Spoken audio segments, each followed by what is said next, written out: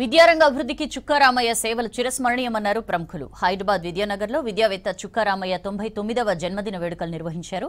ఆయన నివాసంలో మాజీ గవర్నర్ బండారు దత్తాత్రేయ, జస్టిస్ సుదర్శన్ రెడ్డి, మాజీ మంత్రి కేటీఆర్, ఎమ్మెల్యేలు తలసాని శ్రీనివాస్ యాదవ్, కాలేరు వెంకటేష్, ముఠా గోపాల్, తెలంగాణ జనసమితి అధ్యక్షులు ప్రొఫెసర్ కోదండరాంతో పాటు పలువురు ప్రముఖులు, ఎమ్మెల్యేలు జన్మదిన శుభాకాంక్షలు తెలిపారు.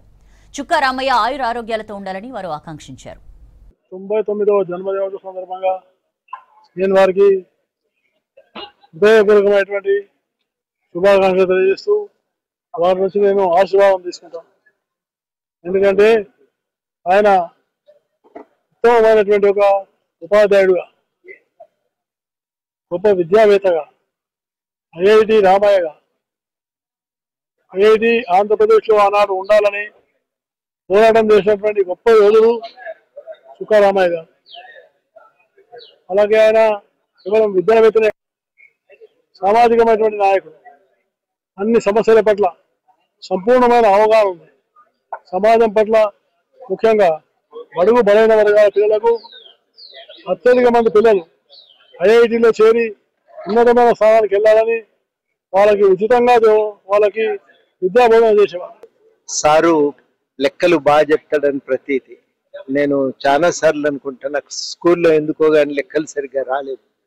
అట్లాంటి సందర్భంలో సార్ లాంటి వాళ్ళు ఉంటే బహుశా లెక్కల్లో రాణించేవాడినేమో అని ఇప్పుడు అనుకుంటాను. కానీ ఆ అదృష్టం, అవకాశం నాకు దక్కలేదు.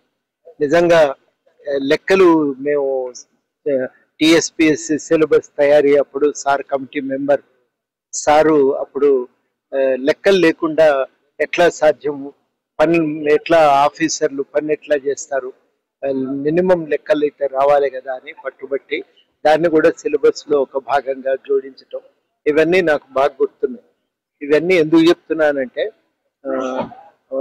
లెక్కలు మాదిరిగా నిర్దిష్టంగా ఎట్లాగైతే విషయాలు మనం చెప్పొచ్చు అనుకుంటామో, జీవితం గురించి కూడా ఒక లెక్కల మాస్టర్ వల్లనే నిర్దిష్టంగా మాట్లాడి